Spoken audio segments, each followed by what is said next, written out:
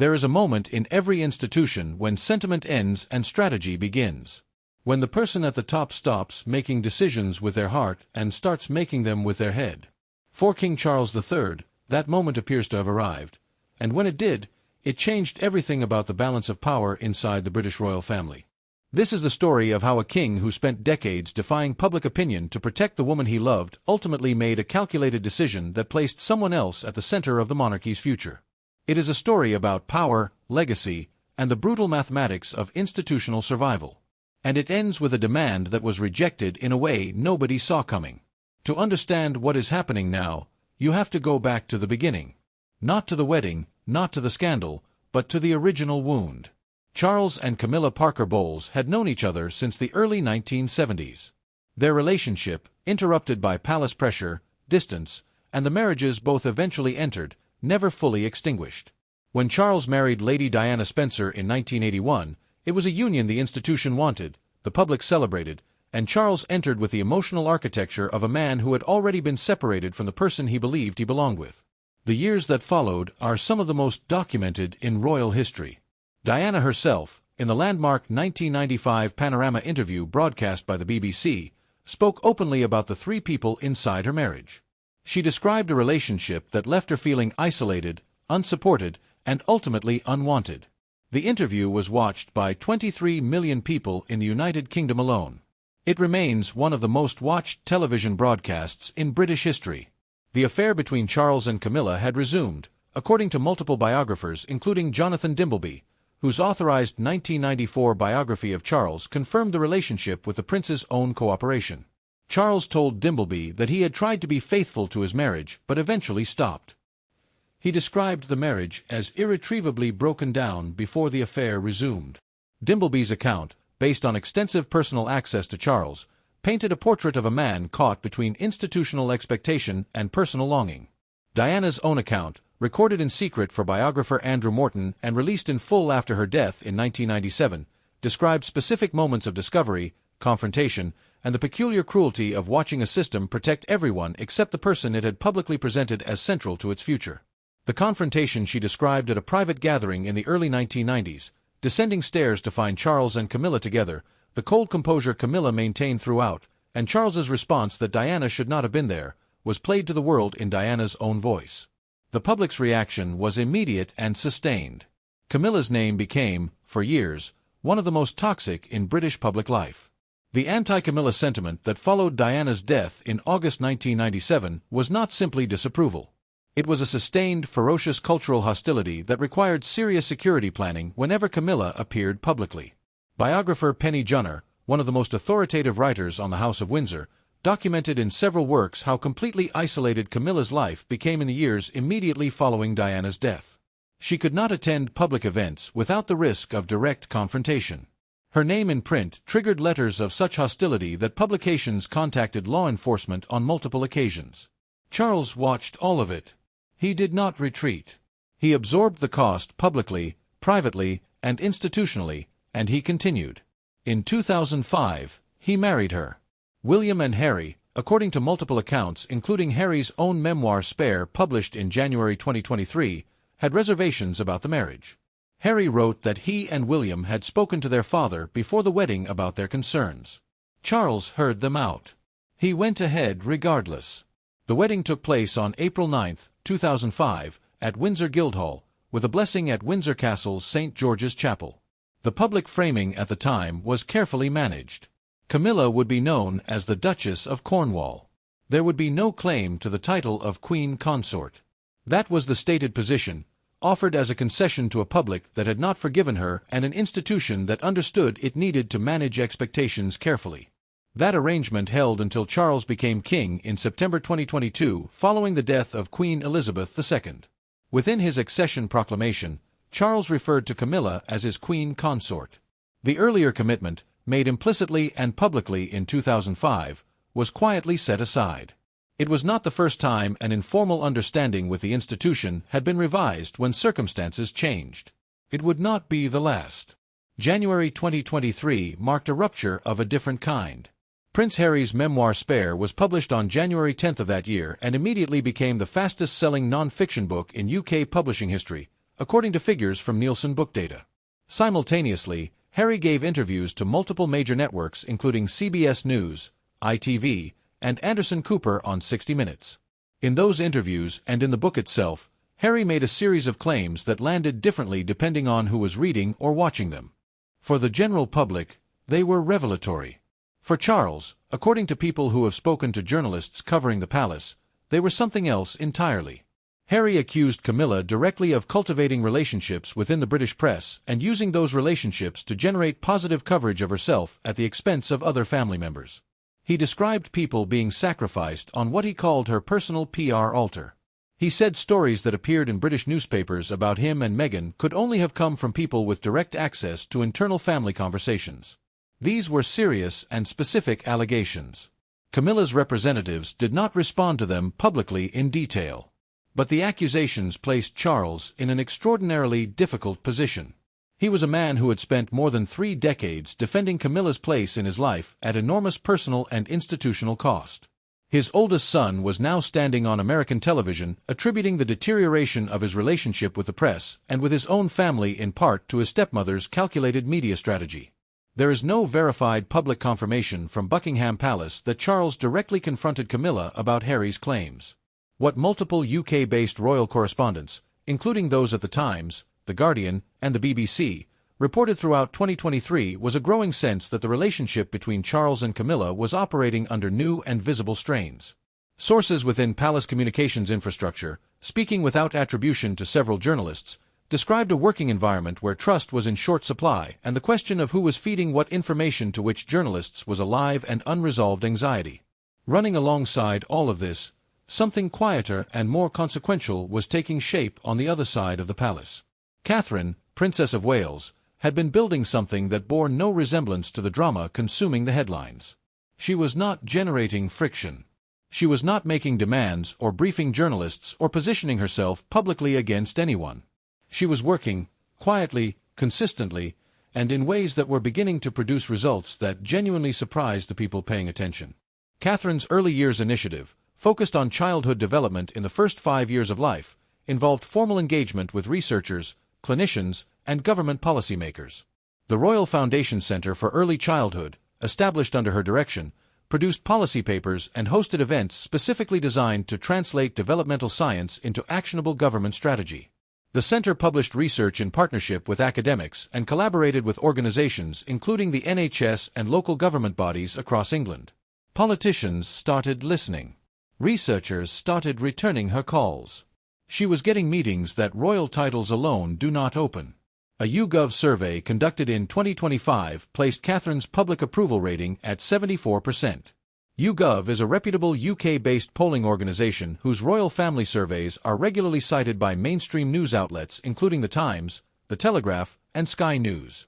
For context, Camilla's approval ratings, tracked across the same period by the same polling organizations, had consistently remained in significantly lower territory throughout her public life, including during the periods of her most active public work.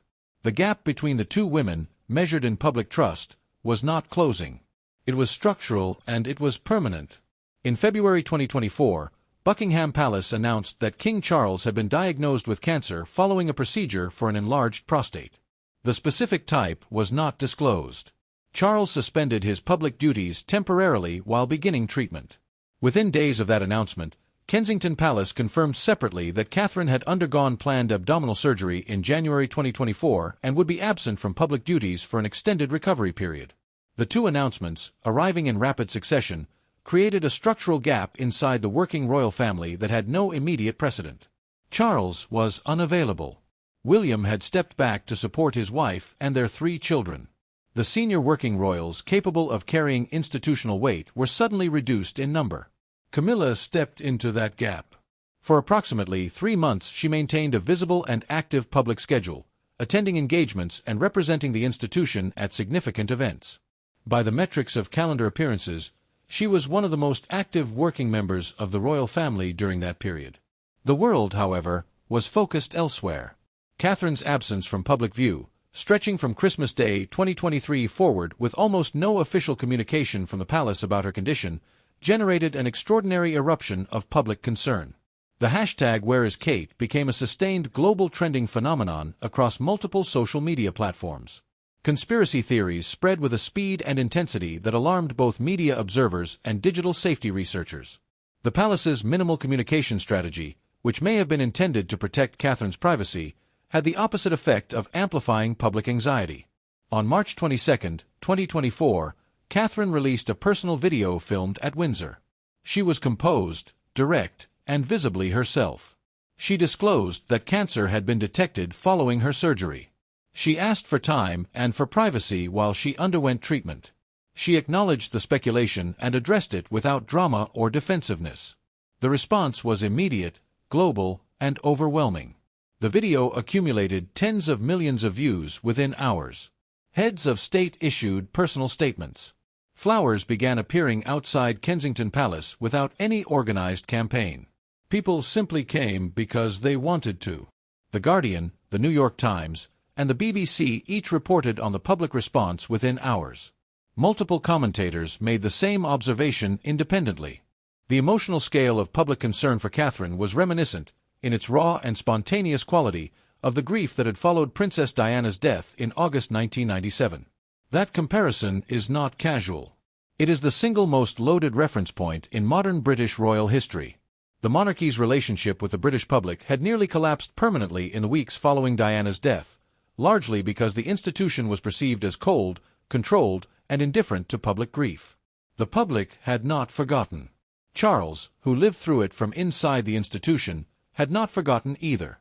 Camilla's 3 months of consistent, visible public service evaporated from public consciousness within a single news cycle after Catherine's announcement. It was not a failure of Camilla's performance. It was a measurement of something performance metrics could not capture: the nature and depth of the emotional connection the public held with Catherine specifically. You can show up to every engagement on the calendar and still not be the person the country is afraid of losing. That is the distinction Charles was watching in real time, and it told him everything he needed to know. By early 2025, journalists covering the royal family for established outlets including the Times of London, the Telegraph, and the BBC began reporting on what they described as a visible and sustained transfer of institutional weight from Camilla toward Catherine. Royal correspondents who had covered the palace for decades noted that the scale and consistency of the pattern was unusual. Individual adjustments to royal roles are common and unremarkable. A sustained directional shift affecting patronages, communications channels, and formal institutional authority simultaneously is not. Every shift taken individually could be explained away. Taken together, they told a story that was impossible to misread. The most painful part of the operation, on a human level, was what happened to the patronages. In the royal world, a patronage is not a side project or a ceremonial extra. It is the primary mechanism through which working royals justify their public role. A royal patron of a major charitable institution or cultural body provides access, advocacy, and attention that the organization could not generate independently. Patronages in areas like the arts, healthcare, and literacy are the foundation of a working royal's public identity. They are how you justify your existence inside the institution. Several of Camilla's most significant patronages were reported to have been removed from her and handed to Catherine.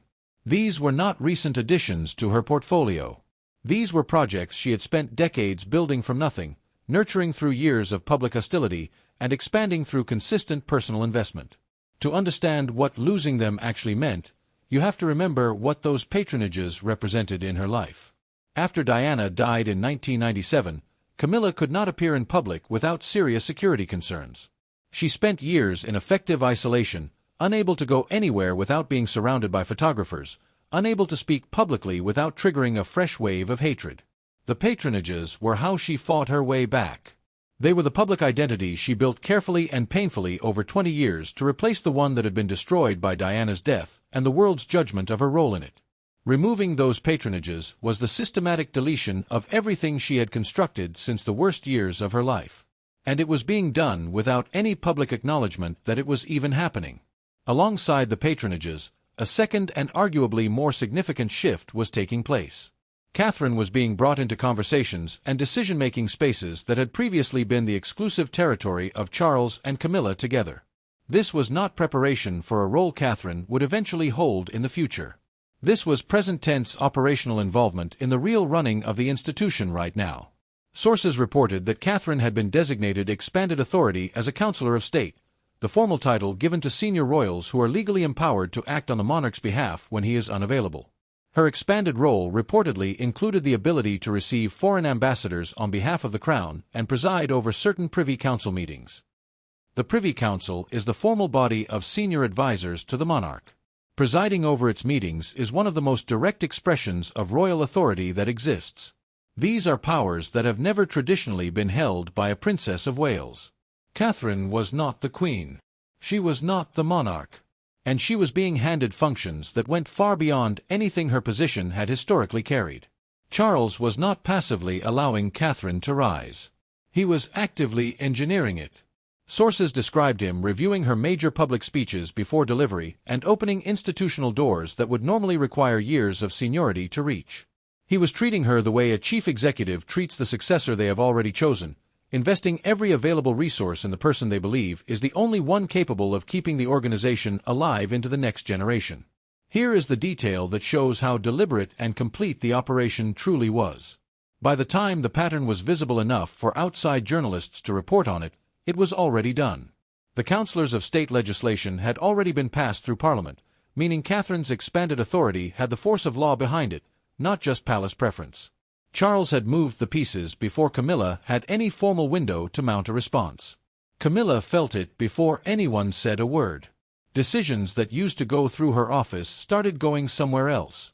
Conversations she would normally have been included in were happening without her. The texture of her institutional life was changing in ways that were cumulative and pointed. What she did not yet realize was that the decision had already been completely finalized. It had been written into the structure of the institution before she had any chance to stop it. According to sources reported across multiple outlets, a direct confrontation took place between Charles and Camilla over the pattern of changes being implemented. The specific details of private conversations within the palace cannot be verified through documentary evidence. What can be said is that the broad outline, a king who had made a strategic decision and a queen consort who understood the implications, was reported consistently across multiple outlets whose royal correspondents are considered reliable by industry standards. Charles told her she was crossing a line. He made it clear that her role had boundaries and she was moving past them in ways he would not accept. Camilla, by the accounts of those same sources, did not flinch. This was a woman who had watched the whole world spit on her name for 30 years and kept walking. She had paid for her position with decades of her life, and she was not about to be managed by the one person who knew exactly what that cost had been. Charles felt it land.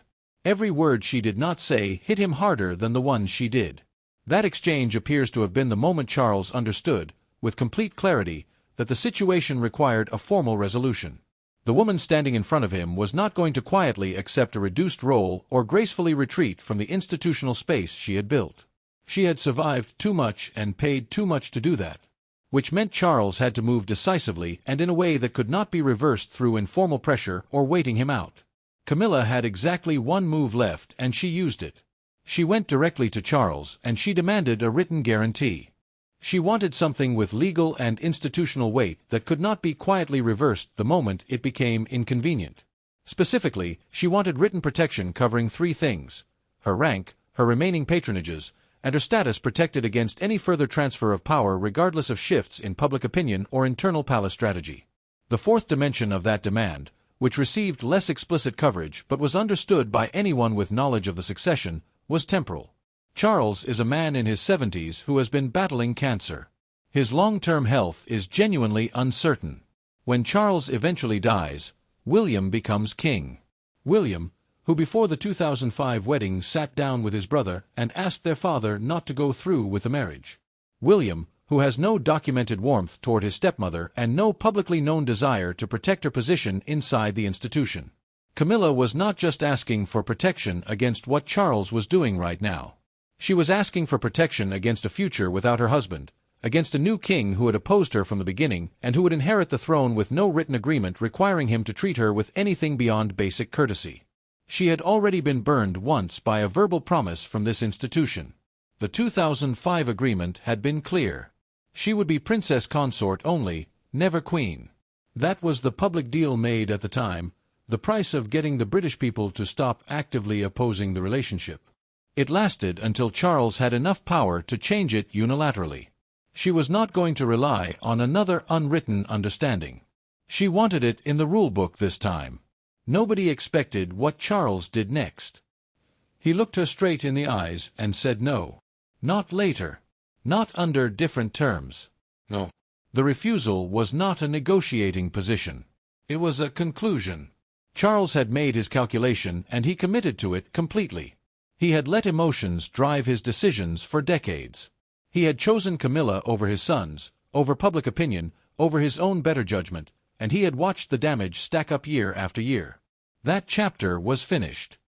He was going to do what was right for the monarchy, not what his heart had been telling him since 1970.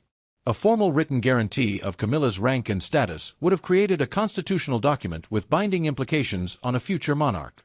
Creating that kind of constraint on William's reign before it had even begun was not something Charles was prepared to do. It would also have directly contradicted the trajectory of the institutional changes he was making, turning a strategic evolution into something that required legal countermeasures from its own subject. The contradiction would have been publicly legible and institutionally damaging. More fundamentally, Charles's refusal reflected the same calculus that had driven the broader strategic shift. He was looking at Catherine's 74% approval rating. He was looking at the spontaneous public grief that had erupted when her health became uncertain. He was looking at the policy work and the government meetings and the researchers returning her calls. He was comparing all of that to 3 decades of polling data that had never moved meaningfully in Camilla's favor. And he was making the decision that a king who had already watched the institution nearly collapse once over the public's love for a woman it feared losing was not prepared to make the same miscalculation twice. He knew where the public's trust lived. He had watched what happened when the institution failed the person the public loved. He had been part of that failure with Diana, and he had carried that weight ever since. He was not going to repeat it. Protecting Catherine's position was now the same thing as protecting the monarchy's survival. Whatever that cost him personally, he was prepared to pay it. The British monarchy is an institution whose survival across centuries has depended on its ability to adapt to social change while maintaining the appearance of continuity. It has absorbed the end of empire, the dismantling of deference, the arrival of mass media, and the 24-hour scrutiny of the digital age. It has done so by making strategic adjustments while presenting them, wherever possible, as natural evolution rather than reactive change. What Charles appears to have done is make one of the most significant internal strategic decisions of his reign, deliberately centering the monarchy's public identity in the next generation around Catherine rather than Camilla. Catherine, for her part, has made no visible move to claim or accelerate any of the changes being made on her behalf. Her public posture throughout her illness and recovery was defined by exactly the qualities that appear to have prompted Charles's confidence in her: transparency about vulnerability, absence of strategic positioning, and a consistent focus on the work itself rather than the institutional status that came with it. The demand for written protection, and its rejection, represents the final act of a long recalibration. Camilla entered this chapter of her life as the woman who had waited 3 decades and finally received the title she was told she would never hold. She is now in a position where the institutional weight that came with that title is being redistributed by the same man who granted it, and where her request for formal protection against that redistribution has been refused. The monarchy moves slowly, almost always. When it moves quickly, it is usually because someone at the top has made a decision and the institution is adjusting around it before the public catches up. That appears to be precisely what is happening here. Charles has looked at the numbers, the trends, the historical parallels, and the woman his public trusts most. He has made his choice. The institution is shifting to reflect it. And the woman who spent 30 years waiting for her title has discovered that the same man who gave it can decide, quietly and strategically and without ceremony, that someone else should carry the institution's future.